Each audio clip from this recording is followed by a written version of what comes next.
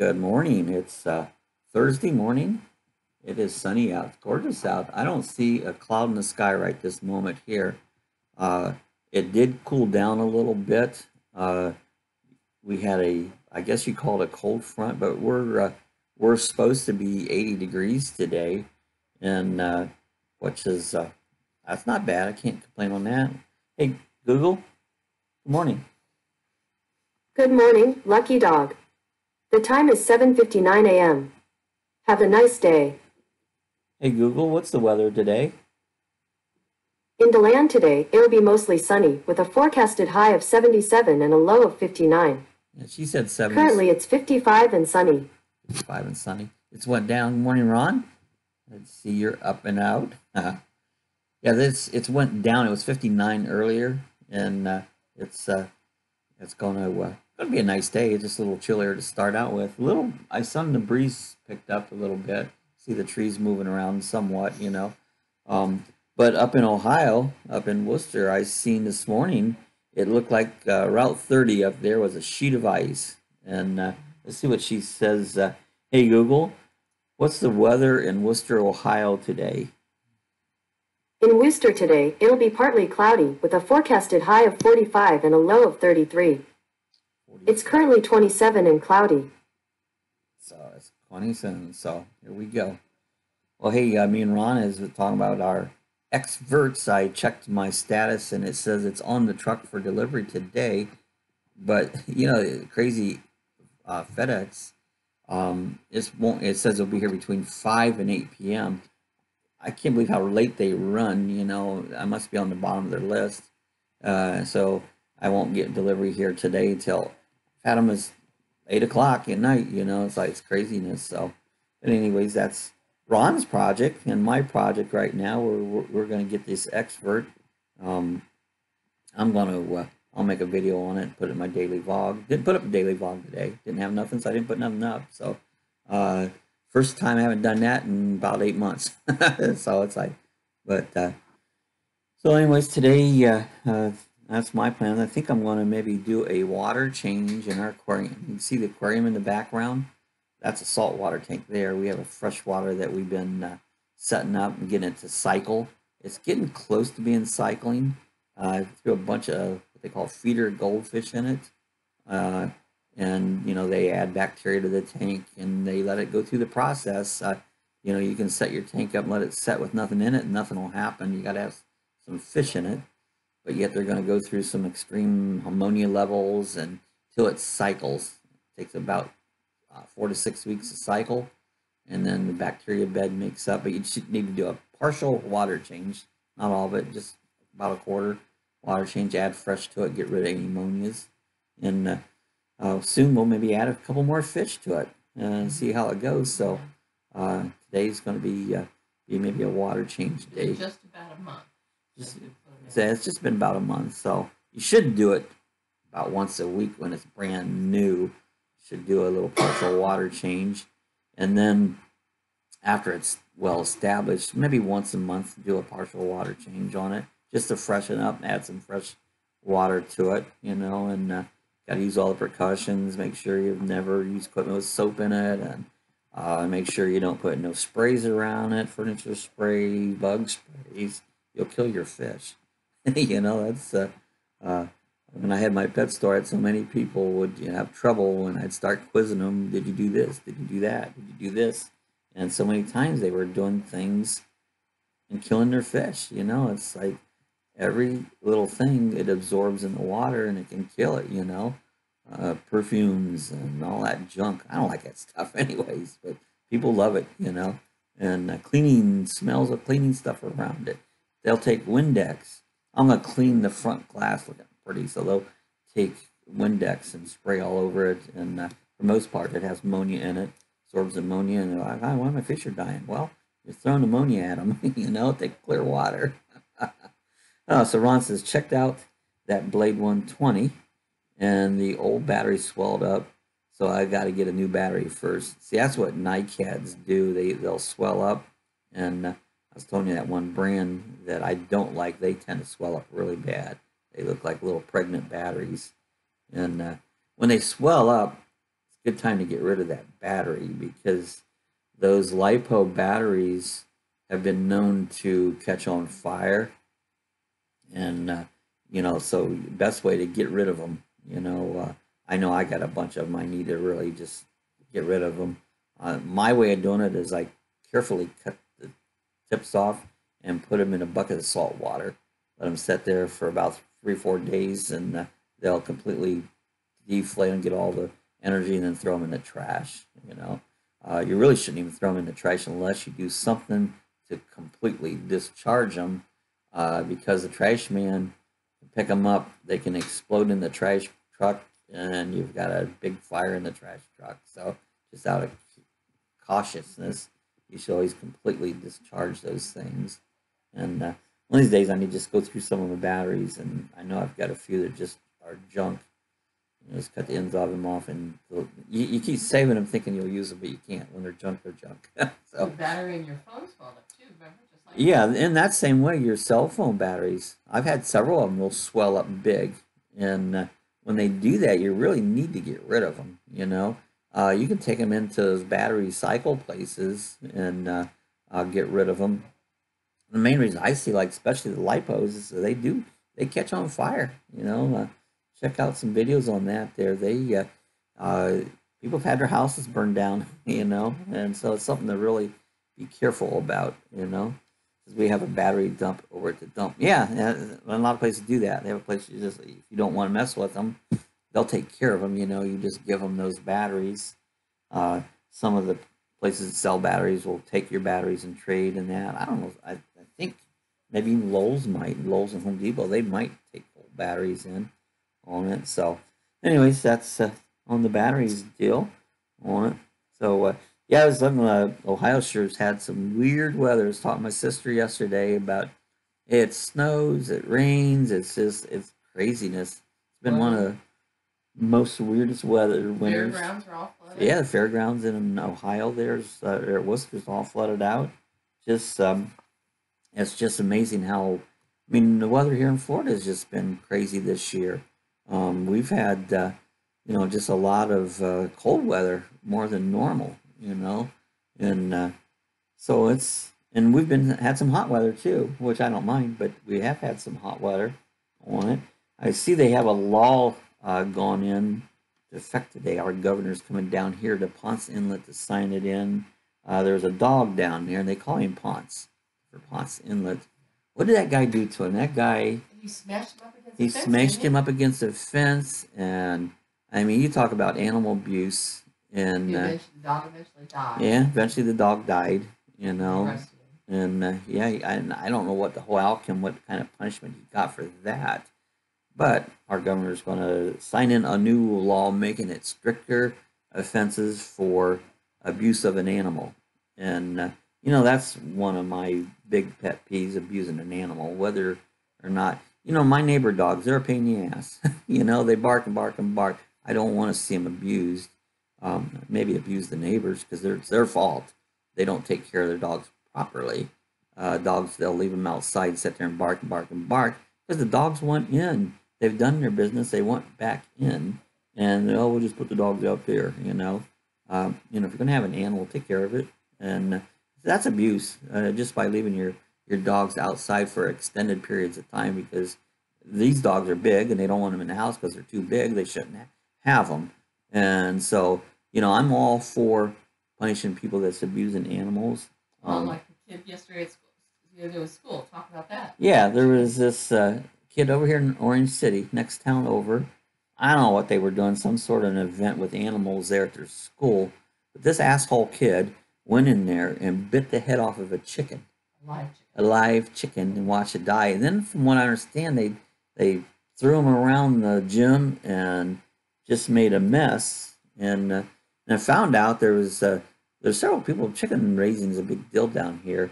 And a friend of mine raises chickens. She was originally from Ohio, but her friend raised a chicken, and that she was the one who donated it. Not putting any blame on her because she was fine. She was just donated it to the kids, but she was one that donated all these chickens there so they could study them, And then this crazy kid did this thing.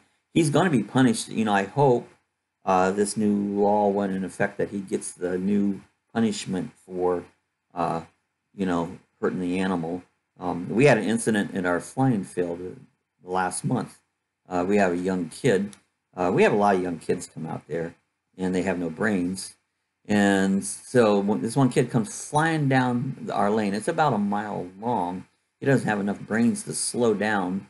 We have a lot of animals. We got tons of deer out there and other animals. We got bobcats and turkeys. And, well, this stupid kid come flying down the road there, and he hit a deer. I mean, there's deers out there all the time. Well, he didn't do nothing. Here's the deer laying there. He comes flying. He always comes flying in there and jams on the brakes. Well, one of the other guys come in, and he goes, "Hey, there's a deer laying down here in the tent. Somebody's hit it."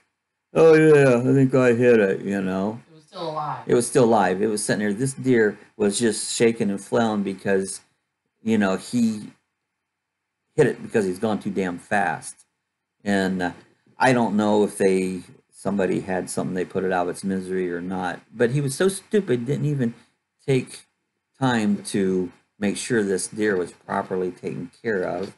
And I guess they drug it off the road. And of course, I don't know whatever happened to it. It disappeared. I don't know if vultures got it or somebody picked it up or what. But that pisses me off, I'm glad I wasn't there because I would have reamed him a new one, We see him almost every morning. I go very slow. I go about 10 mile an hour down there, and I watch deer.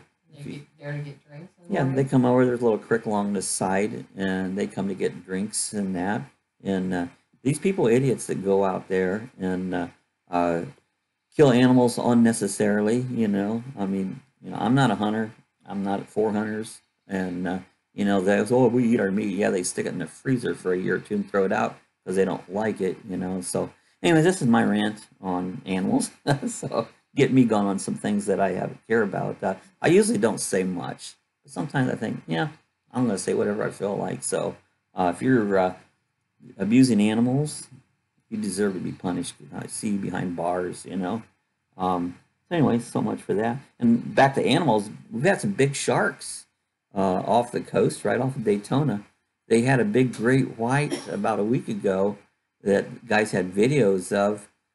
They were just outside of Ponce Inlet. And today they had another one video. Guys were out there fishing off of Daytona.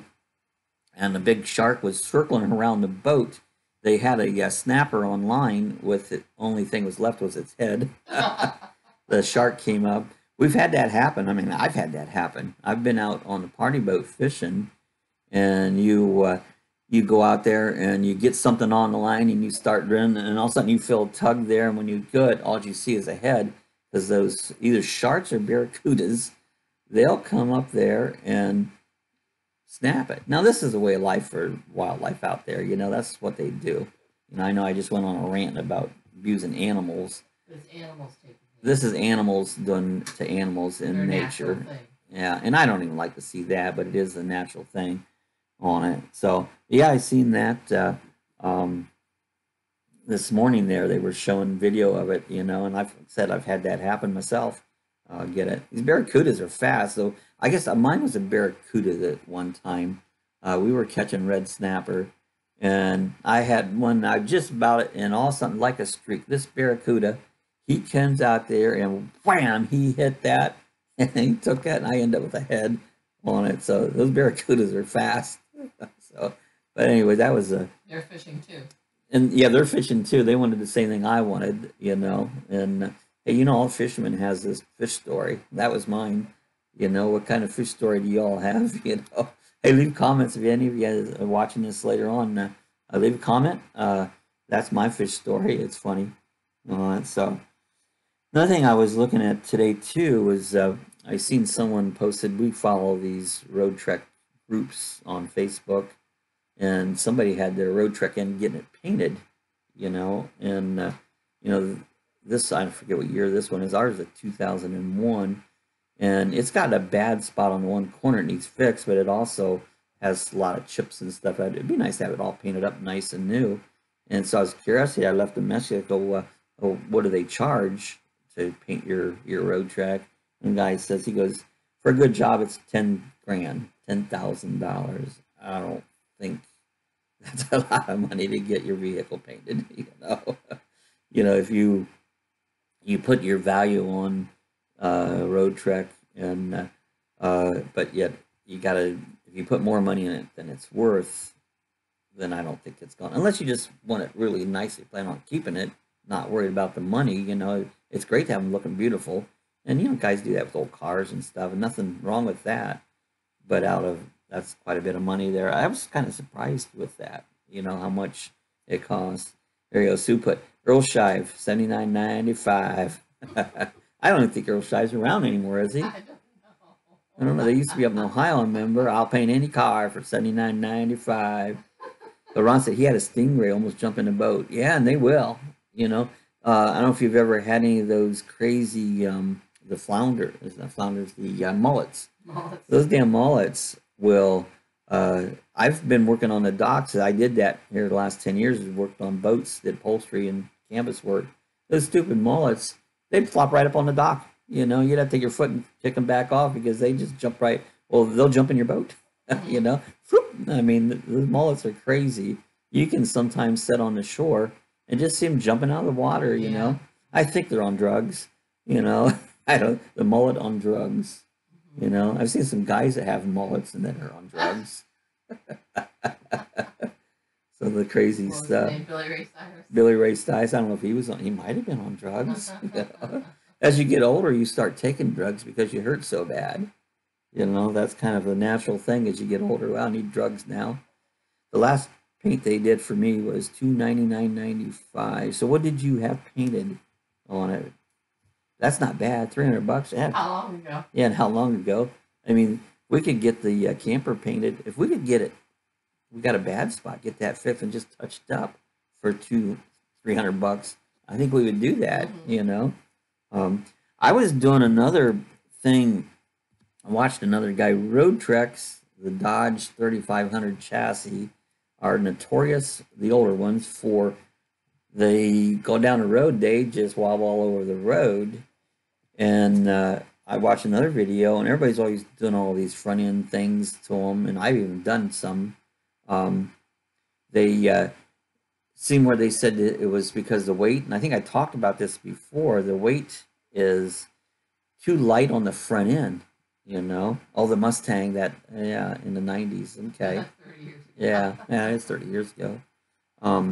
So the weight is light on the front, and you say take less weight off the front end, it might, makes it light and it just drifts around. Well, they said you put blocks, raise up the back end, throw the weight to the front. And just before I got on here, I did some research on blocks, and then I seen a little thing where they had a block where the spring hooks to it, and they got these blocks you pull on. They give you a longer like U-clamps, and this block thing, you take the old ones out, put that on. Doesn't look like it'd be that hard to do, and kick up the back end and throw some more weight. And the thing was only like $89, which ain't bad.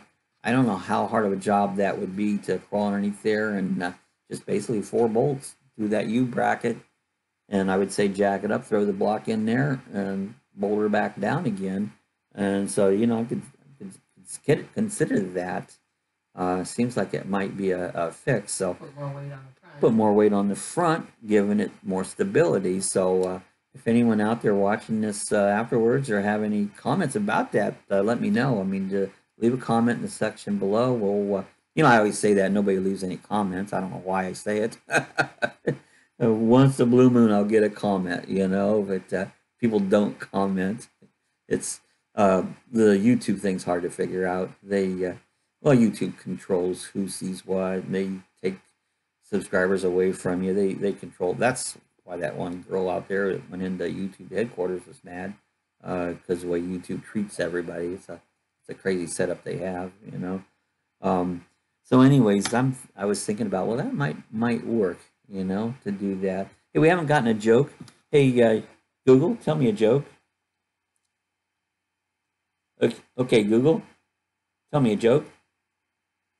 A photon checks into a hotel, and when the bellhop asks if he can help with its luggage, the photon says, "I don't have any, because I'm traveling light."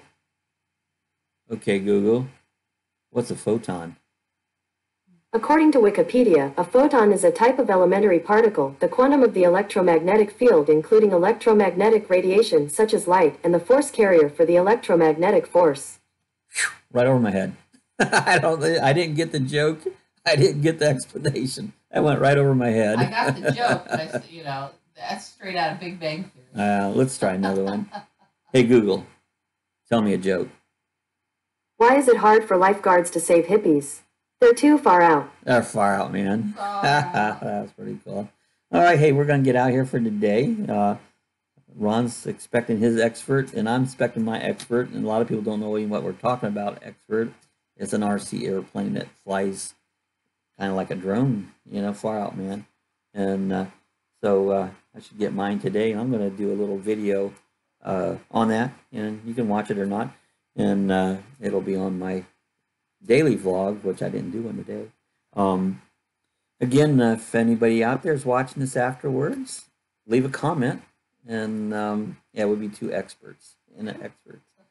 Yeah, leave a comment and something to talk about. Do it. You never do. So I'm giving you a command. Leave a comment. They won't anyways. So we're gonna get out here for today. Hey Ron, have a good Thursday. End of the week already. So we'll mine's next Tuesday. Why it took yours a long time. Maybe it'll come quicker than that. So by then I'll have mine figured out. Maybe I can help you get yours going.